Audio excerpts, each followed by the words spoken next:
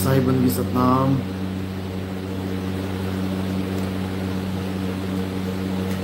तो परमात्मा की कृपा से, बंदी छोड़ की दया से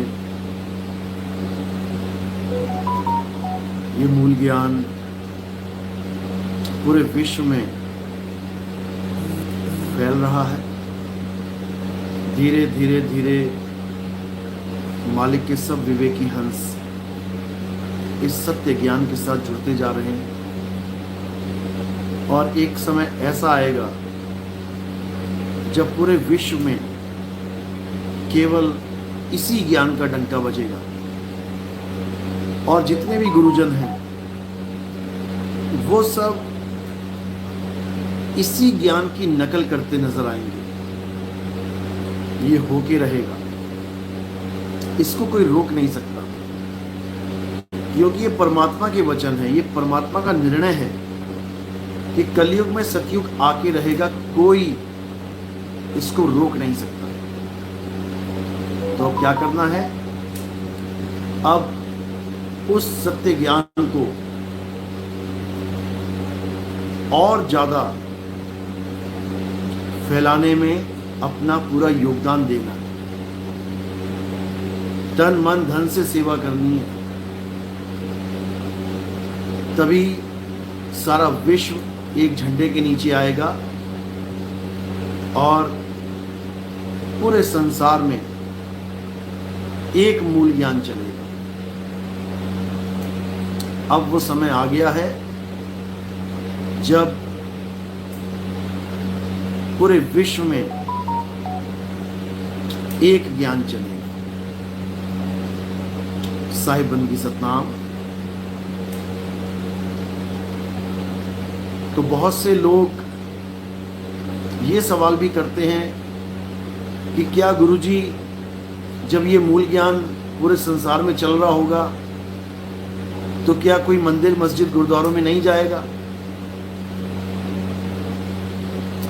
अच्छे से समझ लो, मंदिर मस्जिद गुरुद्वारे चर्च ये हमारे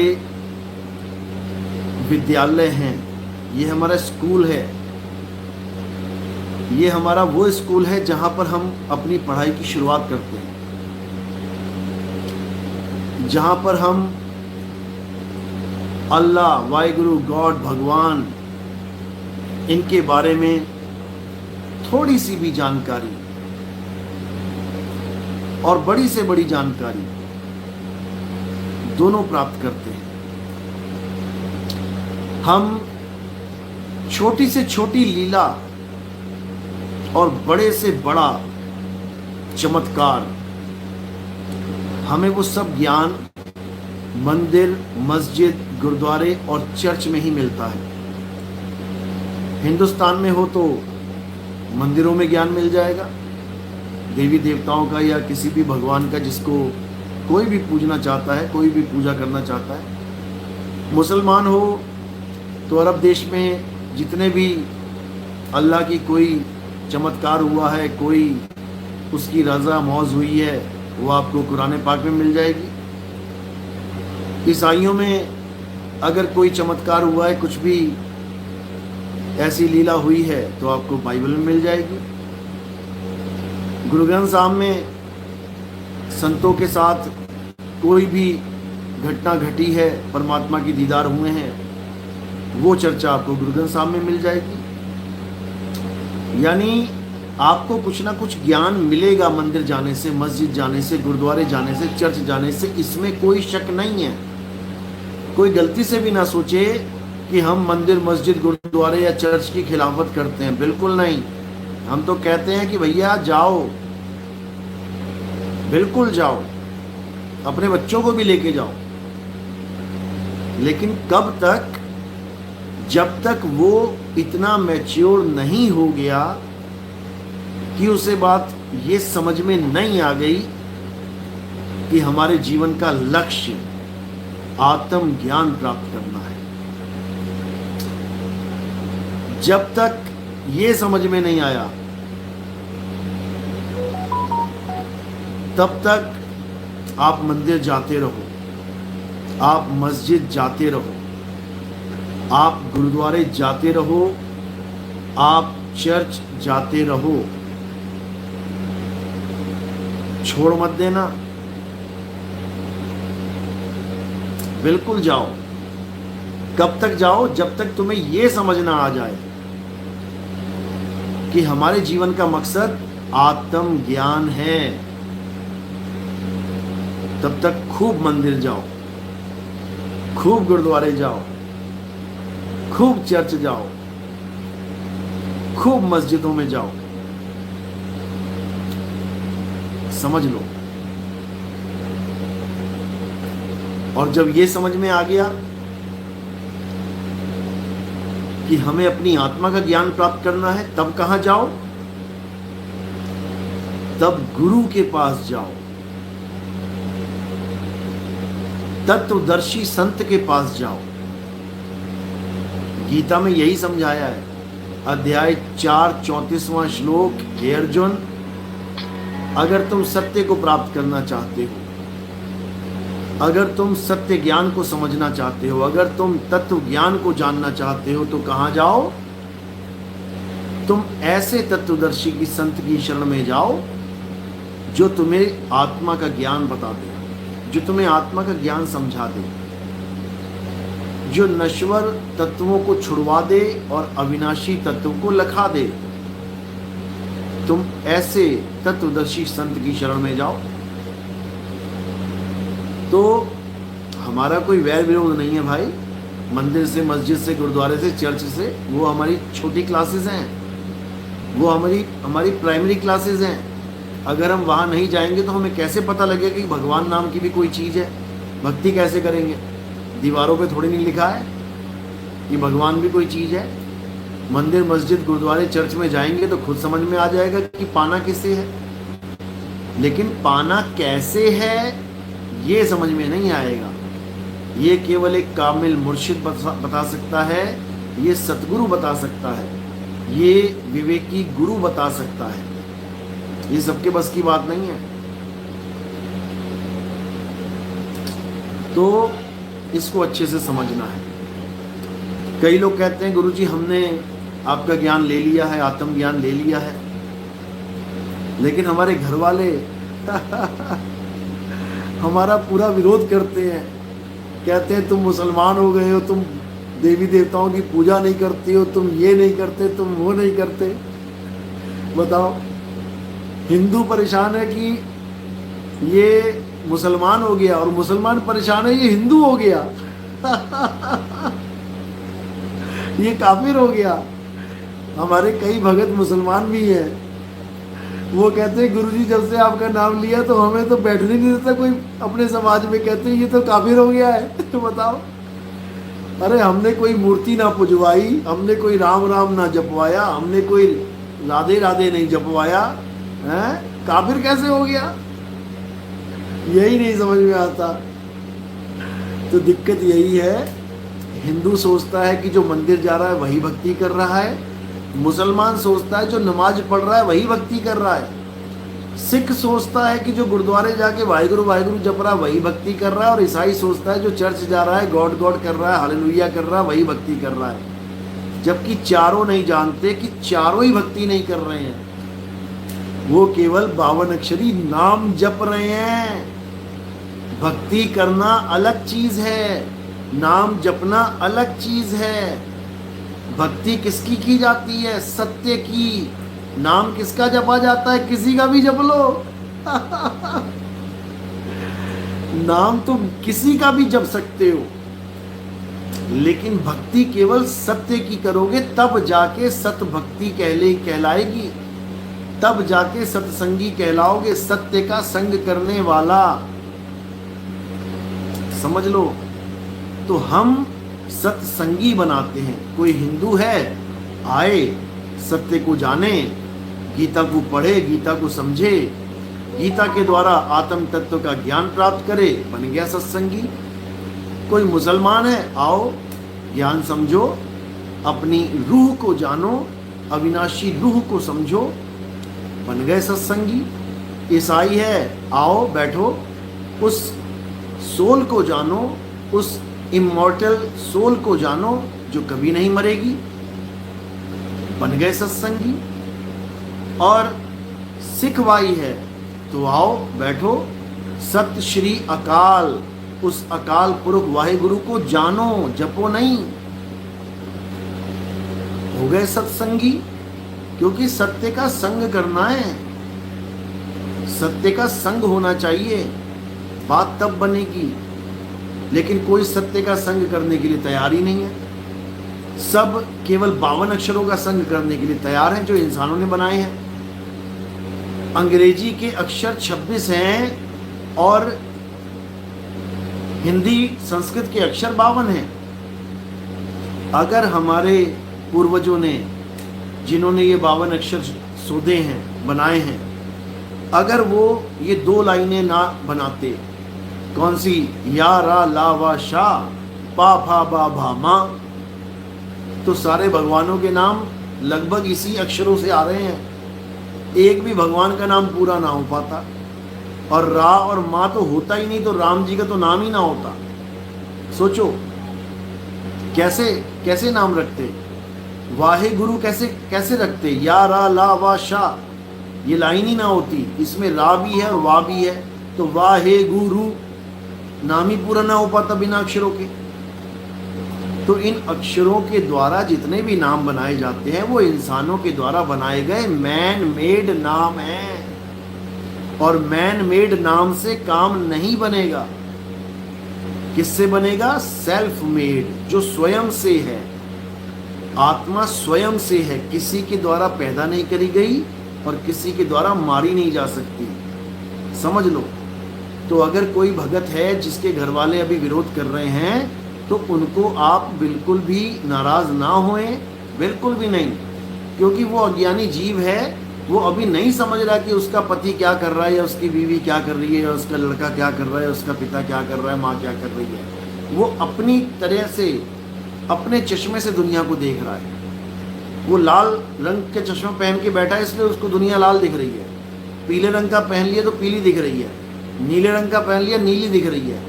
उसको दुनिया का वास्तविक रंग नहीं दिख रहा है। वो जब चश्मा उतारेगा उसको तब समझ में आएगा कि ये दुनिया कैसी है, ये सत्य क्या है। अभी उसको दुनिया वैसी लग रही है जैसा उसने चश्मा पहन लिया है।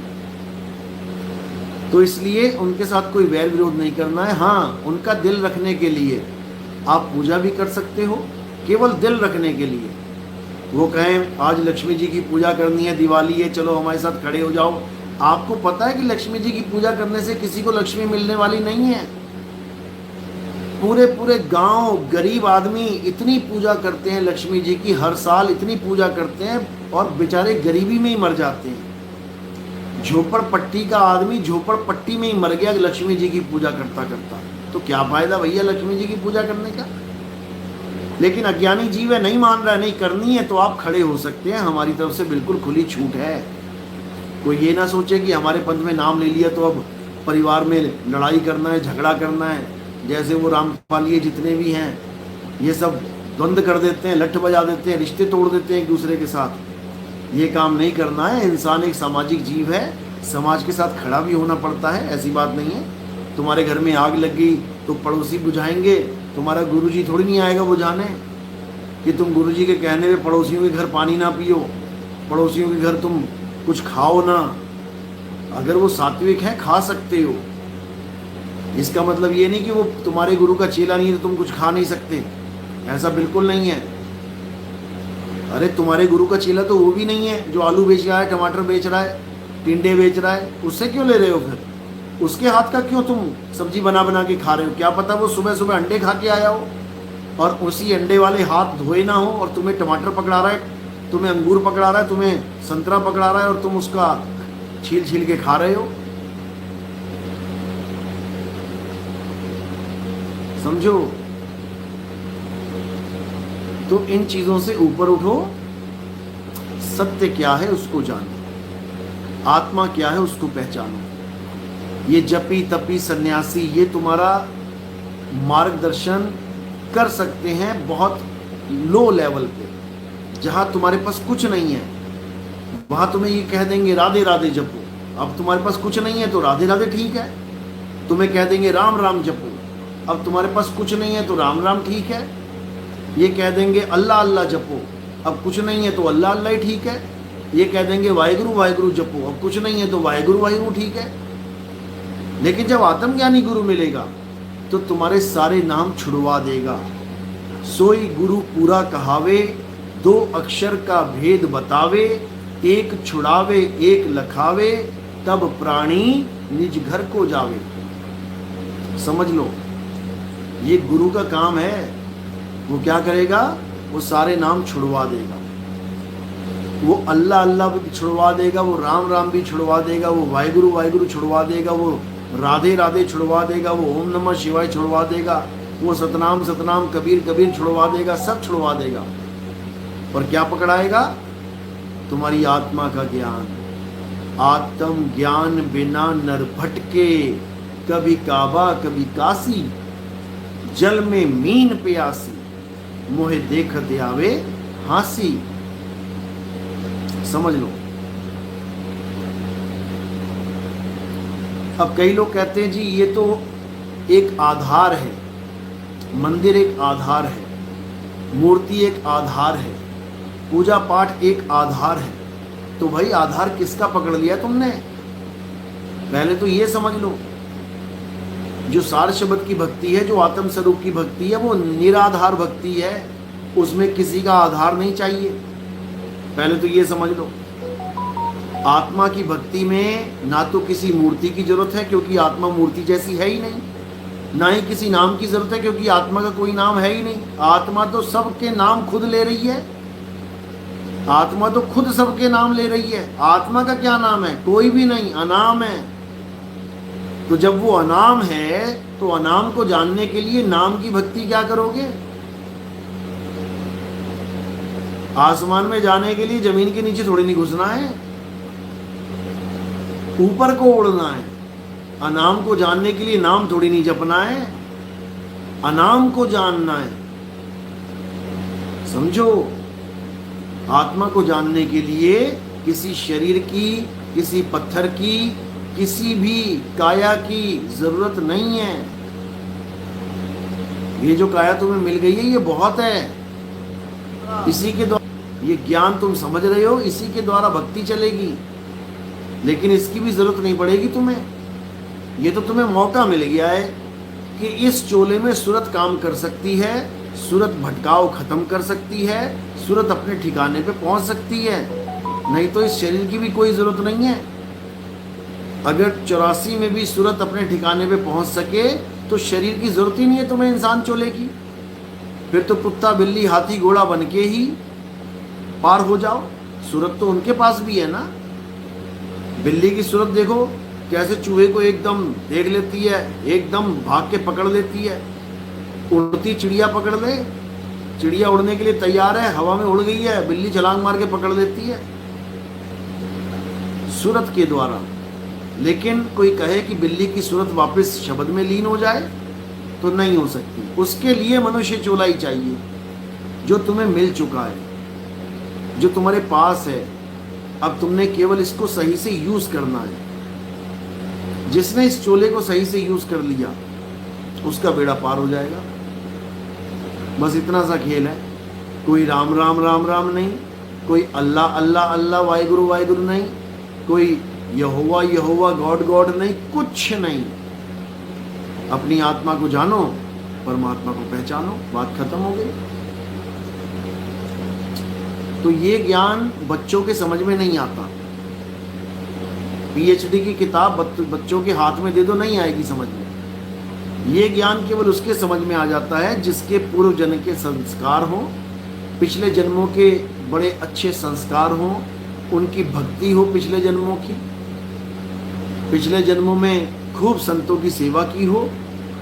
ये तभी समझ में आता है ज्ञान, नहीं तो नहीं आता, नहीं आएगा। नहीं जितना मर्जी कोई जोर लगा ले।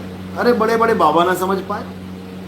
ये बड़े बड़े बाबा जो बैठे हुए हैं वृंदावन में, लाखों करोड़ों की गाड़ियों में घूम रहे हैं, बड़े बड़े लोग उनके आजू बाजू घूम रहे हैं, वो ना समझ पा रहे हैं इस बात को। उनका आधार खत्म नहीं हुआ अभी तक। बताओ, अरे तुम्हारा तो आधार खत्म हो जाना चाहिए। तुम लोगों को कह रहे हो कि मूर्ति एक आधार है और परमात्मा की प्राप्ति मूर्ति के द्वारा यानी आधार के द्वारा हो जाएगी। तो जब आधार के द्वारा परमात्मा की प्राप्ति हो गई तब तो आधार छूट जाना चाहिए, लेकिन इन बाबा लोगों का नहीं छूट रहा है। जो मौत के दरवाजे पे खड़े हैं, पल का नहीं पता अब क्या हो जाए, बुढ़े हो गए, मरने वाली हालत हो गई, लेकिन अभी भी आधार नहीं छूट रहा है। तो बताओ परमात्मा कब मिला इन्हें?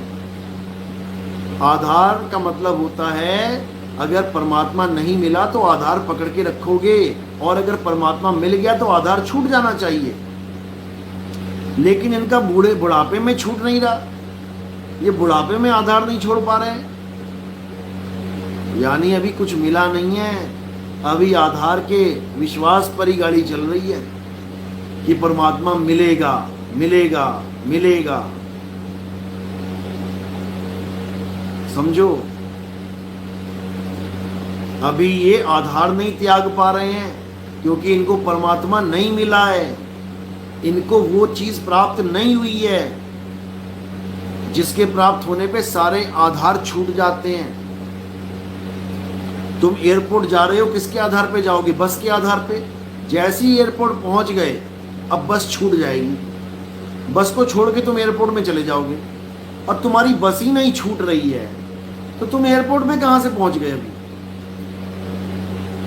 तो जिन गुरुओं के नाम जाप नहीं छूट रहे, जो ये नाम जप रहे हैं राम राम राम राम, राधे राधे राधे राधे, मूर्तियों की पूजा कर रहे हैं, मूर्तियों को देख देख के रो रहे हैं, बताओ कब मिला इन्हें परमात्मा? अगर इनको परमात्मा मिल गया होता ये कभी नाम जपते ही ना, खत्म हो गया कोर्स नाम का, अब क्या जपोगे? लेकिन नहीं, लगे पड़े हैं, लगे पड़े हैं, खुद भी लगे पड़े हैं, दूसरों को भी लगाए रखा है। दिक्कत तो ये है। तो मेरे भाई, ये बहुत खतरनाक खेल है। ये जन्म मरण का ऐसा खेल है जिसमें एक चूक और 84 लाख बार जन्म हो जाएगा, जन्म भी होगा, मृत्यु भी होगी। केवल एक चूक, और क्या चूक? कि आत्मा की जगह पत्थरों को भगवान मान बैठे, आत्मा की जगह मंत्रों के चक्कर में पड़ गए, आत्मा की जगह नाम जाप के चक्कर में पड़ गए, आत्मा की जगह शरीरों को सत्य मान बैठे, आत्मा की जगह किसी और की पूजा करने लग गए। अब नाश होना पक्का है, तय हो गया है बिल्कुल। तो क्या करना है? अध्याय 3 17वां श्लोक क्या कहता है? हे अर्जुन, जो अपनी आत्मा में रमण करते हैं, कब करेंगे आत्मा में रमण? पहले पता तो चले आत्मा होती क्या है, आत्मा में रमण करते कैसे हैं। राधे राधे जब के आत्मा में रमण होगा क्या? राम राम जब के आत्मा में रम जाओगे क्या? ये ज्योत निरंजन ओंकार आरंकार सोहंग सतनाम जब के आत्मा को प्राप्त करोगे क्या? ये अकाल पुरुष सतपुरुष अकाल मूर्त शबद रूपी राम, ये जब के आत्मा मिलेगी क्या? ये सोहंग सोहंग करके आत्मा का ज्ञान हो जाएगा क्या? ये सतनाम सतनाम जब के सतनाम मिल जाएगा क्या? आत्मा मिल जाएगी क्या? कुछ नहीं मिलने वाला, खेल खत्म हो जाएगा तुम्हारा, 84 में ठोक दिए जाओगे। समझ लो।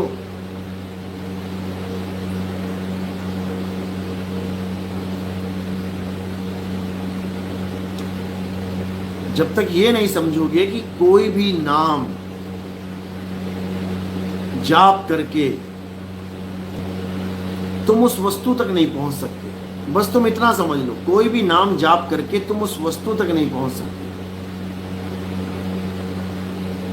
अच्छे से समझ लो। अगर इतनी बात समझ में आ गई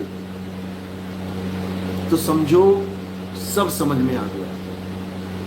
वस्तु तक पहुंचने के लिए किसी नाम की जाप की जरूरत नहीं है। किसी का बच्चा खो गया, अब बच्चे का नाम जपेगा क्या? तो बच्चा मिल जाएगा क्या? बच्चा खो गया, बच्चे का नाम जप के बच्चा मिल जाएगा क्या? जब बच्चा नहीं मिल पा रहा तो भगवान कैसे मिलेगा? तुम्हें भेद ही चाहिए, कोई तुम्हें भेद बता दे कि बच्चा कहाँ है इस वक्त, 101% मिलेगा। भागे जाओगे मिलेगा। तो बस इतना ही खेल है। भेदी गुरु चाहिए, इतना ही खेल है बस। भेदी गुरु मिल गया काम बन गया, भेदी गुरु नहीं मिला काम अटक गया। तो इसलिए वस्तु कहीं ढूंढे कहीं, कैसे लागे हाथ, और गुप्त वस्तु तब मिले भेदी लीजे साथ। और भेदी लीना साथ में दीनी वस्तु लखाए, और कोटि जन्म का पंथ था पल में पहुंचा जाए। समझ लो।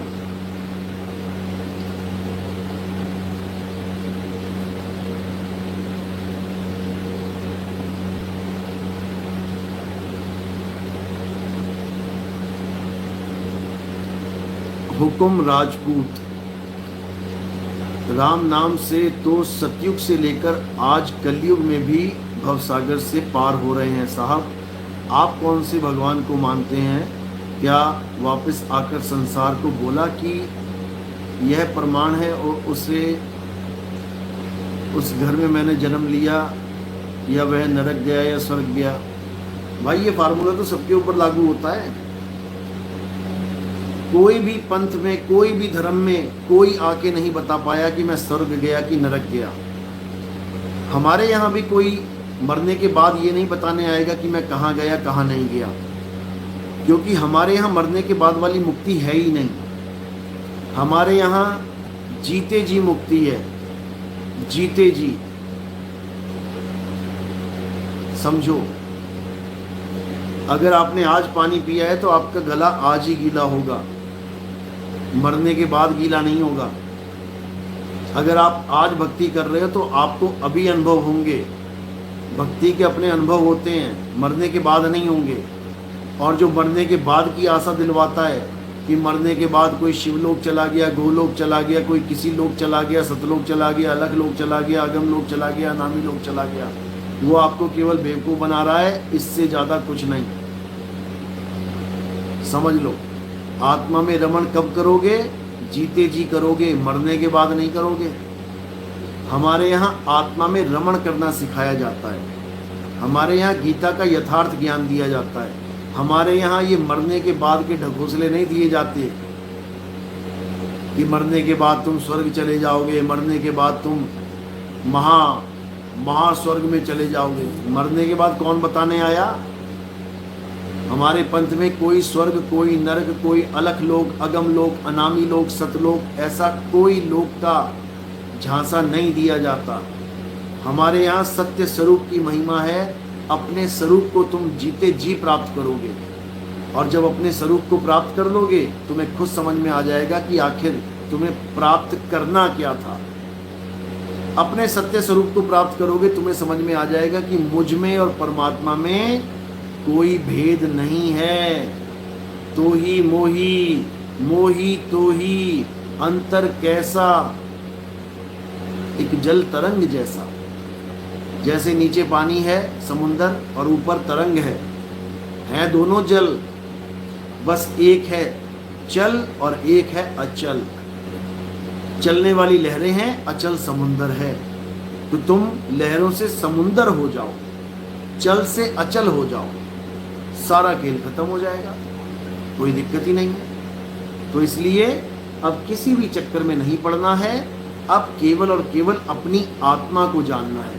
जिसने अपनी आत्मा को जान लिया उसने परमात्मा को जान लिया। इसमें कोई भेद नहीं है। आत्मा सो परमात्मा, बड़े बड़े संत बोल के गए हैं।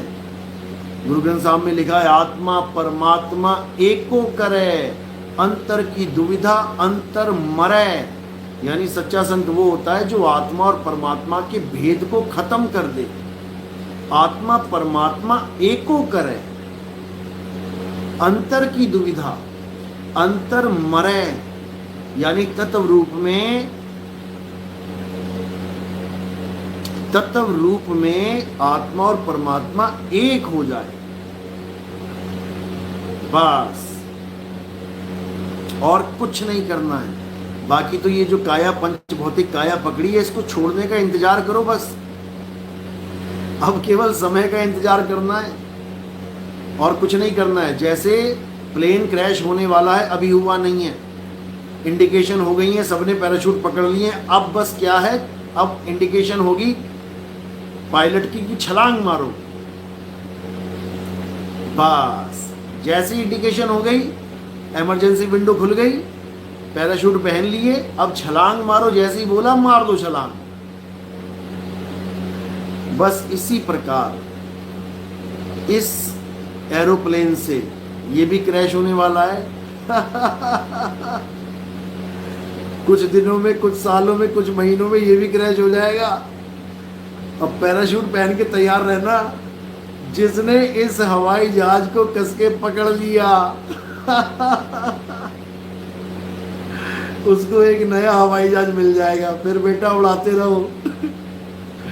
तो क्या करना है, जस्ट वेट एंड वॉच कि कब शरीर छोड़ना है, कब इंडिकेशन आ गया मालिक का कि छोड़ इसे।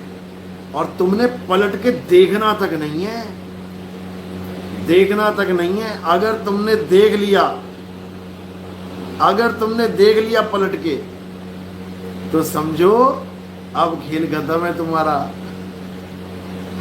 इसलिए अब देखना तक नहीं है, अब सीधे निशाना कहां लगाना है, अपने सत्य स्वरूप में। जब अपने सत्य स्वरूप में निशाना लगा लोगे, फिर देखो क्या होता है। तो मेरे भाई, ये मंत्रों के जाल में, ये रामपाल के मंत्रों के जाल में, ये किसी और पाल के, सारे पाल ही बैठे हैं यहाँ पे, पाल पाल के बैठा रखे हैं जनता ने। तो भाई ऐसे मंत्रों के जाल में नहीं फंसना है, मंत्रों से परे निकल जाओ। तंत्र मंत्र सब झूठ है, इनमें न भर में कोई, और सार शब्द जाने बिना कागा हंस न होए। तंत्र मंत्र सब काल हैं, ये सब काल हैं, ये मंत्रों के जाल हैं। इन जालों से निकल लो, बच जाओगे, नहीं तो दिक्कत हो जाएगी। तो इन काल के जालों से निकलो, आत्म ज्ञान को जानो और आत्म तत्व को पहचानो, कल्याण हो जाएगा। साहिब, क्या हमारा शरीर छूटने से पहले हमें संकेत मिलते हैं? बिल्कुल मिलते हैं जी, बिल्कुल मिलते हैं, सब कुछ मिलता है।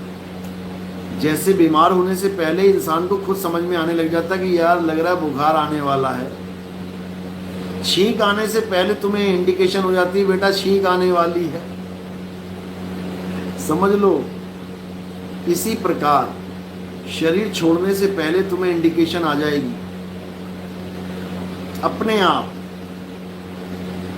कि बस अब पैराशूट पकड़ और मार छलांग। बस फिर तुमने वही करना है जो मैंने समझाया अच्छे से, उसके अलावा कुछ भी तुम्हारे मन में नहीं आना चाहिए, कुछ भी। A to Z जो मैंने तुम्हें समझा दिया है, मृत्यु की कला क्या है, मौत की कला क्या है, बस उसी को पकड़ के रखना है। जिसने उसको पकड़ के रख लिया, जिसने उस ज्ञान को कस के पकड़ लिया, वो निकल जाएगा भवसागर से। और जो बेचारा नहीं जान पाया, जो किस्मत का मारा शरीर के मुंह में पड़ा रह गया, उसको दिक्कत हो जाएगी। मैं बता रहा हूं फिर से,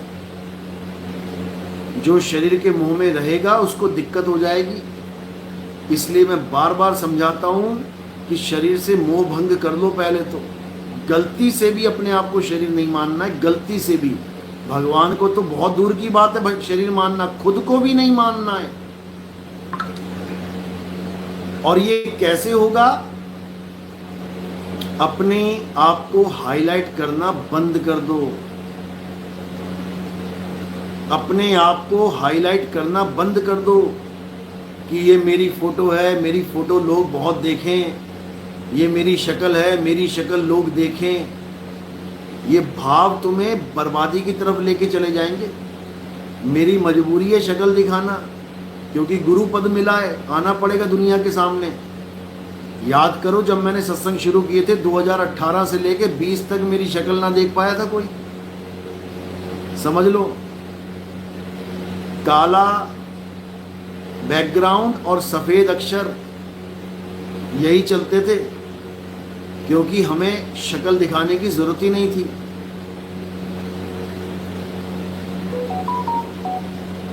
क्योंकि शरीर से परे की अवस्था में रहो।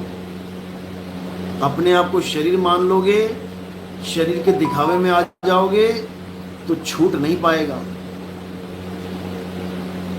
समझ लो। नहीं, व्हाट्सएप डीपी हटाना अलग बात है। व्हाट्सएप डीपी क्यों लगाते हैं? ताकि लोग समझें कि ये किसका नंबर है। वो लोगों के लिए है, तुम्हारे लिए नहीं है। समझो।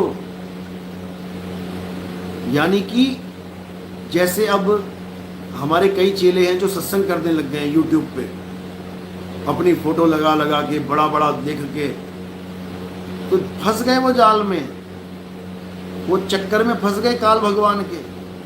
वो सोच रहे हैं कि लोग मेरी फोटो देख रहे हैं, मेरा बड़ा नाम हो रहा है। बेटा, तेरा नाम नहीं हो रहा है, नाम तो काल भगवान का ही हो रहा है, क्योंकि ये शक्ल काल भगवान की है, ये तेरी शक्ल नहीं है। सच समझ लो।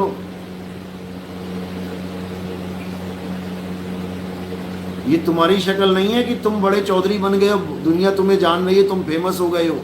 तुम फेमस नहीं हो गए, तुम दोबारा वापस दुनिया में आने के लिए बेबस हो गए हो। फेमस नहीं हो गए हो, तुम बेबस हो गए हो आने के लिए। अब आना पड़ेगा तुम्हें। अच्छे से समझ लो। ठीक है, किसी की हेल्प के लिए अपनी फोटो लगा रहे हो कि भाई तुम्हारी शक्ल, हालांकि ये नहीं है, लेकिन कोई तुमसे संपर्क करना चाहे तो तुम्हारी शक्ल देखनी पड़ेगी, नकली वाली, नकली शक्ल। ठीक है, उसके लिए तुम लगा रहे हो फोटो, कोई बात नहीं। लेकिन अगर तुम चौधरी बनना चाहते हो कि मेरी फोटो को दुनिया देखे, मेरी फोटो पे वाहवाही करे, तो तुम फंस गए। समझ लेना। फिर तुम ये फोटो नहीं हटा सकते यूट्यूब से, तो शरीर कब हटाओगे अपने अंत समय में? अपने दिमाग से। जो अपने दिमाग से फोटो नहीं हटा पा रहा है, यूट्यूब से अपनी फोटो नहीं हटा पा रहा है। अभी जितने यूट्यूबर बैठे हैं फोटो लगा लगा के, जितने ज्ञानी पंडित हैं, इनको कह दो कि अपनी फोटो हटा दो तुम, अभी सबकी अम्मा मर जाएगी, अभी नानी याद आ जाएगी सबको। क्यों? क्योंकि ये उसको सत्य मान बैठे हैं कि ये मैं हूं, मेरा बड़ा नाम हो रहा है, मेरा बड़ा चर्चा हो रहा है। ये सब धरे जाएंगे, काल भगवान लेगा लपेटे में। क्योंकि पहली बात तो इनको स्वरूप ज्ञान नहीं है। अब स्वरूप ज्ञान नहीं है तो पूरा ज्ञान इनको शब्द का जो नकली शब्द है और शक्ल का जो नकली शक्ल है, इसको लेके बैठे हैं। अंत में यही करेंगे, या तो शब्द जपेंगे क्योंकि स्वरूप ज्ञान नहीं है, या तो राम राम करेंगे या राधे राधे जपेंगे, या फिर शक्लों के पीछे भागेंगे। राम जी दिख जाएं, हनुमान जी दिख जाएं, शंकर जी लेने आ जाएं, गुरु जी लेने आ जाएं, किसी न किसी शक्ल की आस करेगा। और जैसी शक्ल की आस करी या 52 अक्षर की आस करी, पकड़ा गया, गया 84 में। कोई बचाने वाला नहीं। समझ लो। तो इसलिए अपने स्वरूप को जानो, तभी ये सारे भ्रम टूटेंगे। ये काया का भ्रम टूटेगा, ये देह अहंकार टूटेगा, ये देह मोह भंग होगा। ये तब होगा, ऐसे नहीं होगा। समझ लो। जब शरीर छूटेगा तो इन 9 द्वारों से निकलेगा। कान, आंख, नाक, मुख, लिंग, गुदा। जब शरीर छूटेगा तो जीव इन 9 द्वारों से निकलेगा। इतना समझ लो। निकलना पड़ेगा। ना तो कोई राम राम राम राम बचा पाएगा, ना कोई अल्लाह अल्लाह वाहेगुरु वाहेगुरु वाहेगुरु, कोई मंत्र जाप नहीं बचा पाएगा। बचने का एक ही रास्ता है, आत्मा का ध्यान करो। आत्मा चुंबक की तरह खींचेगी तुम्हें। इस जीव को, इस सूरत को चुंबक की तरह खींचेगी। लोह चुंबक की प्रीत ज्यों और लोह को लेत उठा, ऐसा शब्द कबीर का काल से लेत छुड़ाए। काल से तभी छूटोगे भाई, और कोई रास्ता नहीं है, समझ लो। ये 52 अक्षर जप के कहो, या किसी शक्ल का ध्यान करके कहो, या किसी अंधकार या प्रकाश का ध्यान करके सोचो, या किसी सूर्य मंडल, तारा मंडल, चंद्र मंडल को देख के सोचो मुक्त हो जाऊंगा, या किसी 5 रूहानी मंडल के चक्कर में पड़ जाओ, ये बात नहीं बनेगी भाई, दिक्कत हो जाएगी, बहुत बड़ी दिक्कत हो जाएगी। इसलिए इन मंत्र जंत्र को छोड़ो, इन नाम जाप को छोड़ो और आत्मा को जानो। आत्म ज्ञान बिना नर भटके, कभी काबा कभी काशी, बस इतनी सी बात है। तो कई बार लोग कंफ्यूज हो जाते हैं। एक मौत हुई थी किसी की, तो मुझे फ़ोन आया, कहता गुरुजी समझ में नहीं आई बात। मैंने कहा क्या हुआ? कहता है एक आदमी मरा, उसकी लैट्रिन भी निकल गई मरते हुए, और उसका मुंह भी खुला हो गया, मुंह भी खुल गया। ये 2 द्वारों में से कैसे निकल गई जीवात्मा? ऐसा नहीं होता। देखो, जिसका मुंह खुलेगा और जीवात्मा मुंह से निकलेगी, उसकी जीव निकलेगी बाहर, पूरी जीव बाहर आएगी उसकी, और उसके मुंह से बाहर जीव निकली पड़ी होगी। समझ लो, पूरा जोर मुंह पे लग रखा होगा। जिसकी गुदा से निकलेगी लैट्रिन निकल जाएगी उसकी, जिसकी पेशाब के रास्ते निकलेगी तो पेशाब निकल जाएगा, जिसका नाक के रास्ते निकलेगी ब्लड आ जाएगा, कान के रास्ते निकलेगी ब्लड आ जाएगा, आँख के रास्ते निकलेगी तो आंखें खुली होंगी और पूरी बाहर की तरफ एकदम अंडे की तरह बाहर होंगी, पूरा जोर आंखों पे आ जाएगा। समझो, समझ लो। कई बार ऐसा होता है कि जिसके मुंह में दांत नहीं होते, जो बुजुर्ग हैं या फिर वो लोग जिनके मुंह में दांत नहीं होते, जब वो लेटे होते हैं मृत्यु के समय, तो उनका मुंह ऑटोमेटिकली खुल जाता है। इसका मतलब ये नहीं कि उसके प्राण मुंह से निकल गए, ऐसा नहीं है। उसके दांत नहीं है, इसलिए उसके होंठ अंदर की तरफ चले जाते हैं और मुंह ऑटोमेटिकली खुल जाता है। इसका मतलब ये बिल्कुल नहीं है कि प्राण मुंह से निकल गए। इस चीज को बिल्कुल दिमाग में रखना, क्योंकि 2 जगह से प्राण नहीं निकलते। लैट्रिन भी निकल गई और मुंह भी खुला रह गया, ऐसा नहीं है। लैट्रिन निकली है तो लैट्रिन के रास्ते निकल गया, मुंह खुला है किसी और कारण, समझ लो। सुनील यादव, गुरुजी मार्गदर्शन करें, कुल देवी की पूजा छोड़ दिया तब से घर में बहुत परेशानी आ रही है। क्या परेशानी आ रही है आपको, ये भी लिख दो। और कुल देवी की पूजा आप करते थे तब क्या परेशानी नहीं आती थी, ये भी बता देना। यही मन के डर होते हैं कि हमने ये पूजा छोड़ दी, ये परेशानी आ रही है, वो पूजा छोड़। अरे पूजा करने वालों के घर में परेशानियां चल रही हैं, जो पूरा पूरा दिन मंत्र जपते हैं, नाम जपते हैं, उनके घर में परेशानियां चल रही हैं।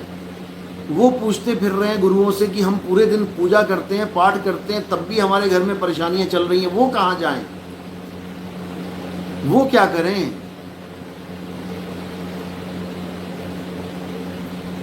ये हमारा भ्रम होता है। इंसान जीवन परेशानियों का ही पुलिंदा है, सुख दुख का ये जीवन बना है।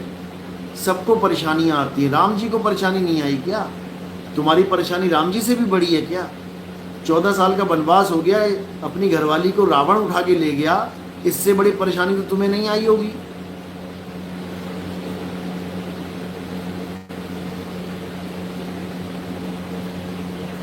अरे घरवाली डिप्रेशन का शिकार है तो उसको किसी साइकेट्रिक को दिखाओ, उसका डिप्रेशन खत्म होगा। उसमें कुल देवी क्या करेगी? आज तक तुमने कुलदेवी की पूजा की ही थी तो डिप्रेशन ठीक कर देती, क्यों ना कर पाई?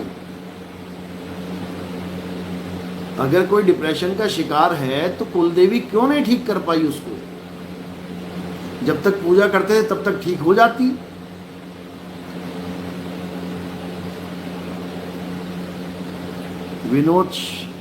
विनोद, गाजीपुर में 4 लोग शहीद हो गए देवी देवता की पूजा करने में।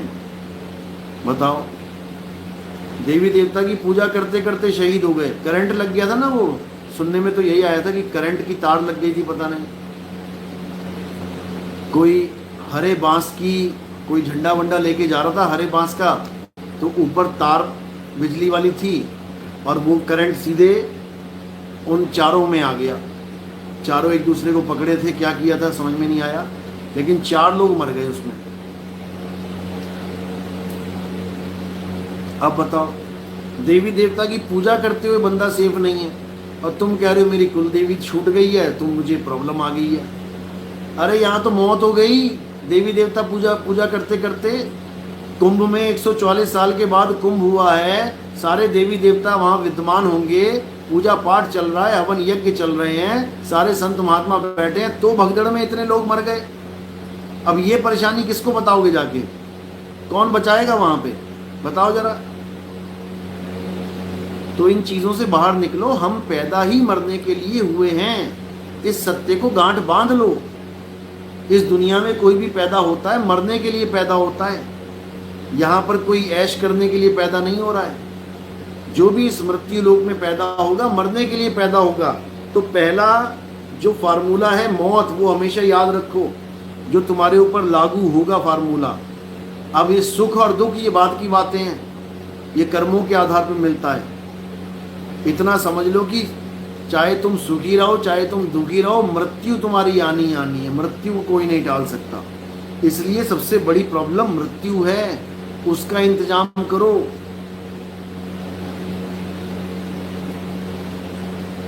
समझ लो, उसका इंतजाम करो।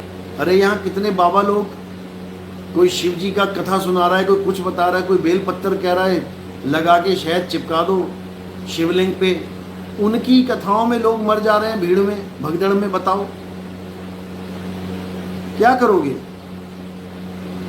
भगवान को पूछते पूछते लोग मर जा रहे हैं। कांवड़ देखो, कांवड़ यात्रा सर्च करो यूट्यूब पे, कांवड़ियों की मौत, बस इतना लिख देना, कांवड़ियों की मौत। देखो कितनी मौतें हो रही हैं। घर से निकलते ही शहर के शहर, शहर के शहर मौत ही मौत होती जा रही हैं। अब बताओ, वो तो महाकाल के पुजारी हैं, काल फिर भी ना छोड़ रहा उनको। समझो बात को, ये दुनिया बनी है मृत्यु के लिए, इसका नाम ही मृत्यु लोक है। यहाँ पर केवल एक बीमारी है, उस एक बीमारी को ठीक कर लोगे सारी बीमारियां ठीक हो जाएंगी। इस मृत्यु लोक का नाम ही मृत्यु लोक है और तुम्हारी जो बीमारी है उसका नाम ही जन्म और मृत्यु है। बस जन्म और मृत्यु का रोग ठीक कर लो, सारे रोग ठीक हो जाएंगे, बात ही खत्म हो जाएगी। लेकिन इतनी सी बात नहीं समझ में आ रही है, मैं ये पूजा कर लूं, मैं वो पूजा कर लूं, मैं ये कर लूं, मैं वो कर लूं। बताओ, इतना बुरा हाल है। एक आदमी मुझसे पूछता कि आप नाम का खंडन करते हो, नाम जाप का खंडन करते हो, नाम जप के राक्षसों को भी भगवान मिल गया। मैं कहा अच्छा, नाम जप के राक्षसों को भी भगवान मिल गया? भाई राक्षस नाम जपते थे, बिल्कुल जपते थे, भगवान मिल गए, बिल्कुल मिल गए। उसके बाद क्या हुआ? उसके बाद वरदान भी मिल गया, बिल्कुल मिल गया। उसके बाद क्या हुआ? उसके बाद फिर वो कुत्ते की मौत मरा। भगवान के दर्शन भी हो गए, भगवान से वरदान मिल गया, फिर भी राक्षस का टैग उसके सिर से नहीं गया। बताओ, वो भगत नहीं कहलाया। लोग उस भगत की पूजा ना कर पाए, राक्षस ही मानते रह गए उसको। रावण ही ले लो, रावण ने वो सारे काम करे जो एक हिंदू भगत आज कर रहा है। शंकर जी की पूजा हिंदू कर रहा है, शिवलिंग की पूजा हिंदू कर रहा है, मंत्रों के जाप शिव जी के हिंदू कर रहा है। रावण ने भी सब कुछ किए, फिर भी हर साल जलाया जा रहा है। ब्राह्मण होता हुआ राक्षस कहला रहा है। बताओ, भगवान का सबसे बड़ा भगत 10 बार सिर काट के चढ़ा दिए। समझो, फिर भी वो परम भगत नहीं कहला पा रहा है, भक्तों का सरताज नहीं कहला पा रहा है। जितने भगत हुए हैं, नाभा जी, मलुकदास जी, रविदास जी भाई, इनमें से एक ने भी सिर काट के नहीं चढ़ाया भगवान को। सिर काट के चढ़ाया हो तो बताओ।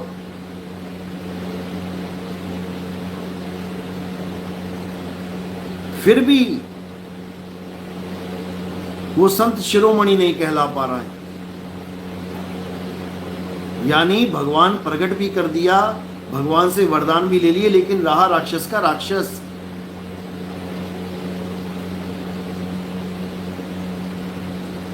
समझो, तो ये वो भक्ति नहीं है जो राक्षस को देव ना बना पाए। ये वो भक्ति है जो जीव को पीव बना देती है। कोटि तो ब्रह्मा भय, कोटि भय ईश,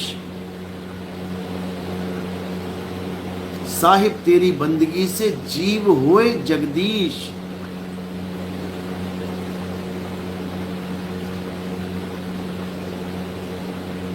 ये नाभि कमल, ये हृदय कमल, ये फलाना कमल, ये ढिकाना कमल, ये सब शरीरों का खेल है।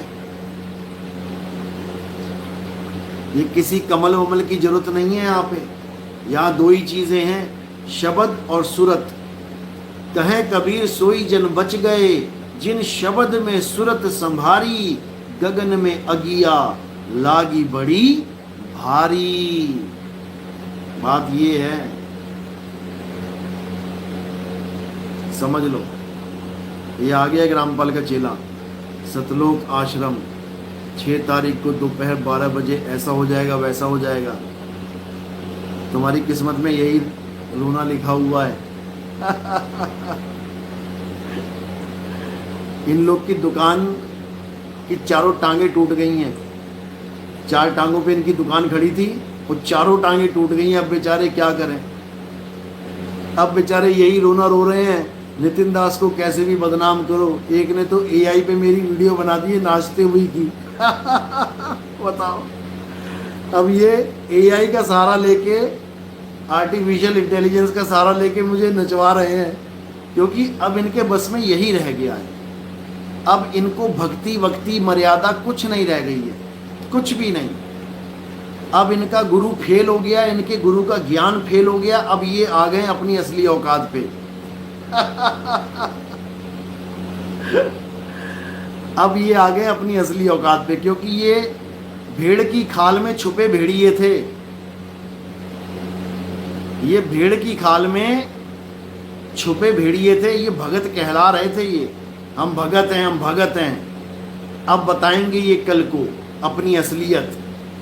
बता तो दी है इन लोगों ने। जैसे एक एआई पे मोदी को नचा दिया, एक वीडियो में मोदी को नचा दिया। बताओ, अब मोदी का कुछ बिगाड़ नहीं पा रहे हैं तो क्या कर रहे हैं?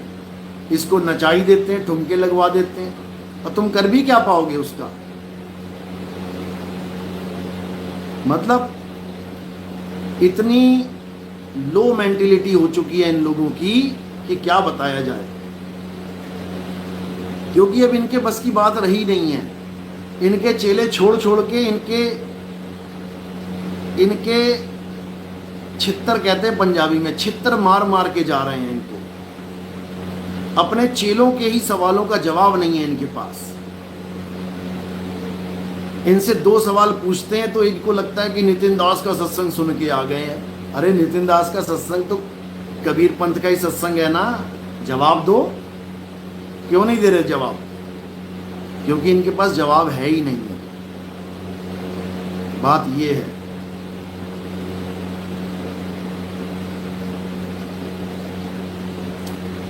तो अब इनके बस में और कुछ नहीं है। बदनाम करो, बदनाम करो, नचाओ, डांस करवा दो, ऐसा कर दो, वैसा कर दो। अब इनके बस की बात नहीं है, क्योंकि इनके गुरुजी का ज्ञान धराशायी हो चुका है, खेल खत्म हो चुका है उसका। 52 अक्षरों की खूब दुकान सजा के बैठा हुआ था हंस मुनि कालदूत। कबीर सागर में हंस मुनि कालदूत इसी के बारे में जिक्र है। हंस मुनि कालदूत जो हंस बन के बैठा हुआ है, लेकिन है मुनि। मुनि यानी जितने मुनि है ना, नाम जपने वाले, ये उन्हीं की श्रेणी में आता है। ये कबीर कबीर करता हुआ घुसा था इस पंथ में और खुद ही कबीर बन बैठा। ये हंस मुनि के लक्षण बताए गए हैं उसमें कि हंस मुनि एक ऐसा कालदूत है जो भक्ति करने के लिए कबीर कबीर करता करता आएगा और खुद ही भगवान बन के बैठ जाएगा। ये बड़े चमत्कार करेगा। ये जो कहते हैं ना, किसी की किडनी ठीक करके दिखाओ नितिन दास, किसी का लीवर ठीक करके दिखाओ नितिन दास, किसी की आंखें ठीक। अरे अगर नितिन दास ये सब करेगा तो डॉक्टर क्या करेंगे? भुइयां छीलेंगे या बकरी चराएंगे? बताओ। अरे नितिन दास जो करने आया है वो तो तुम करवा नहीं रहे हो। तुम्हारी अकल ठीक करने आया है, तुम्हारे दिमाग का ऑपरेशन करने आया है। बताओ, हद हो गई। जो तुम्हारा दिमाग ठीक करने आया है वो तो करवा नहीं रहे हो। एक डॉक्टर को कह रहे हो तू पंचर लगा के दिखा मैं तब मानूंगा, तू मेरे जूते गांठ के दिखा मैं तब मानूंगा, तू मेरी घड़ी ठीक करके दिखा मैं तब मानूंगा। अरे वो डॉक्टर है, वो तेरा इलाज करेगा, पेट फाड़ेगा तेरा, ऑपरेशन करेगा तेरा। ऑपरेशन करवा ले अपना। जूते नहीं ठीक करने आया वो, यहाँ पे मोची नहीं है वो। तो ठीक है, मजे लेने दो इनको भी, जीवन में मजे भी लेने चाहिए, अच्छी बात है। जब से मैंने वो वीडियो देखी है मेरे तो हंस के बुरा हाल है। अच्छी बात है।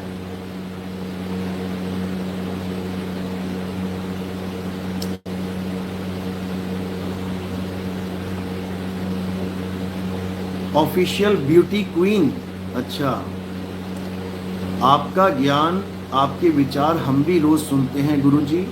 मेरे दोस्त ने सुनाया था आपका विचार, अब मैं रोज सुनता हूँ आपके विचार गुरुजी।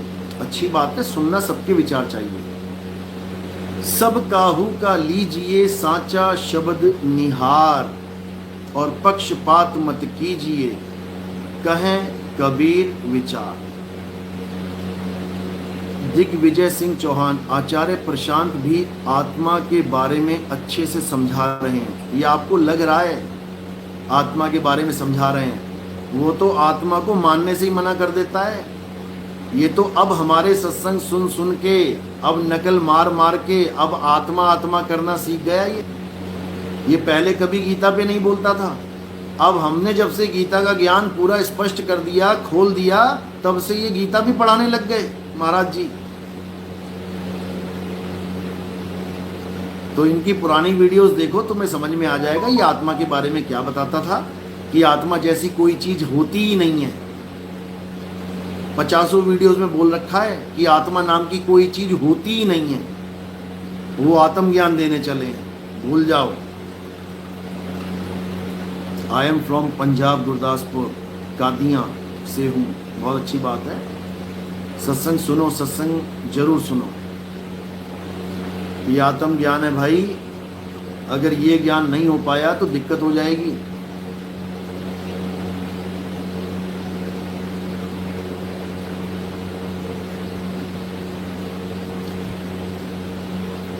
तो हमारे पंजाब में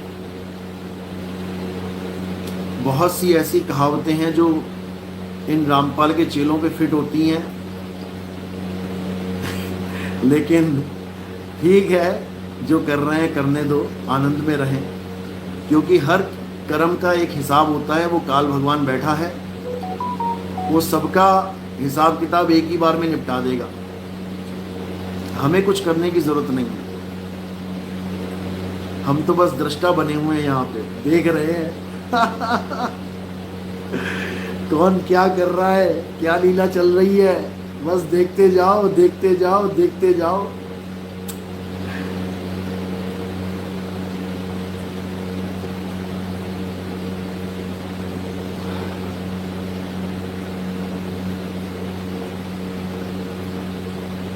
चलो कोई बात नहीं,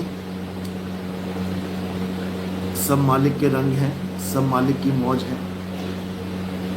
इस दुनिया में जो होता है अच्छा ही होता है। कोई आपको गाली भी निकालता है, आपको बदनाम करता है, आपके ऊपर झूठे इल्ज़ाम लगाता है, वो भी आपके ही कर्म हैं, उनको भी सहो, कोई बात नहीं। पिछले जन्मों में कुछ किया होगा ऐसा जो आज उसका हिसाब किताब देना पड़ रहा है, लोग गालियां दे रहे हैं, कोई बात नहीं।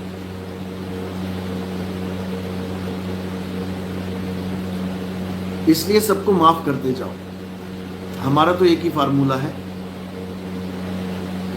कबीर तेरी झोपड़ी गलकटियों के पास, और करेगा सो भरेगा, तू क्यों भया उदास। इसलिए सुख आए तो ज्यादा खुश मत हो, और दुख आए तो गमगीन मत हो।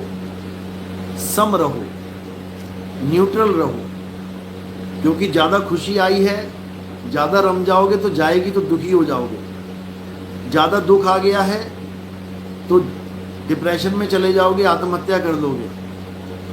इसलिए ना सुख को सुख मानो और ना दुख को दुख मानो। इन दोनों से ऊपर उठ के एक दृष्टि कर समसर जाने, और जोगी कहिए सोई गल्ली जोग ना हुई। एक दृष्टि से सारे संसार को देखो। कोई तुम्हारे लिए अच्छा बोल रहा है, ठीक है, कोई तुम्हारे लिए बुरा बोल रहा है, ठीक है। अच्छा बोलने वाला भी मर जाएगा, बुरा बोलने वाला भी मर जाएगा, और जिसको अच्छा और बुरा बोला जा रहा है वो भी एक दिन मर जाएगा। तीनों ही निकल लेंगे यहाँ से। इसलिए किसको मंदा किसको चंगा बोलें, सब मालिक की मौज है। राज कराए तो तेरी बड़े आई, और भिख मंगाए तो की घट जाई। अगर गले में माला डलवा रहा है उसकी मौज है, चाहता है वो इसीलिए डल रही है। और गालियां पड़वा रहा है तब भी उसी की मौज है, वो चाहता है इसलिए पड़ रही हैं। तो इसलिए अपने आप को इन कर्मों से निकाल लो। ना किसी को आशीर्वाद देना है और ना ही किसी को श्राप देना है, बस इतना समझ लो। लेकिन हम लोग गुरु पद पे हैं, हमें हाथ रखना पड़ता है सिर पे, लेकिन हमारे अंदर से जो आवाज़ आती है वो मालिक से अरदास होती है कि परमात्मा इसका भला करना। हम नहीं भला करने वाले किसी का, परमात्मा इसको मुक्ति देना। हम नहीं मुक्तियां बांट रहे हैं। गुरु का काम होता है नाम का सिमरन करवाना, सच्चे नाम का सिमरन करवाना। परमात्मा का काम होता है मुक्ति देना, मुक्त करना। सेवा को दो ही भले, एक संत एक राम, और राम है दाता मुक्ति का, संत जपावे नाम। तो संत का काम है नाम जपवाना। जपवाना बोलने में आता है, असल में नाम का भेद बताना। सोई गुरु पूरा कहाए, दो अक्षर का भेद बताए। एक छुड़ाए एक लखाए, तब प्राणी निज घर को जाए। समझ लो। इसलिए जो हो रहा है अच्छा हो रहा है, आपको इस दुनिया में इन्वॉल्व होने की ज़रूरत नहीं है। जो आज बोल रहा है, बकवास कर रहा है, वो कल को आपसे माफ़ी भी मांग सकता है, क्योंकि परमात्मा का अंश वो भी है। एक दिन उसे अपनी गलती का पता लगेगा, बिल्कुल माफ़ी मांगेगा। इसलिए सबको माफ़ करते चलो और बस आनंद में जीते चलो। कबीर खड़े बाजार में सबकी चाहे खैर, और ना काहू से दोस्ती ना काहू से बैर। बस इतना समझ में आ जाए तो ये संसार स्वर्ग बन जाए। ये किसी झूठे स्वर्ग की आस में ना रहे, फिर ये संसार ही स्वर्ग बन जाएगा। ना किसी से दोस्ती ना किसी से बैर, बात ही खत्म हो गई। चलो, तो आज का सत्संग यहीं समाप्त करते हैं और कल की वीडियो देखते हैं क्या भेजते हैं ये लोग। क्योंकि विनाश काले विपरीत बुद्धि। तो इनकी बुद्धि देखते हैं कि कितनी विपरीत जा सकती है। विनाश काल तो आ ही गया है, अब इनकी बुद्धि का लेवल देखेंगे। चलो आज का सत्संग यहीं पे। साहिब बंदगी, सतनाम सतनाम सतनाम सतनाम।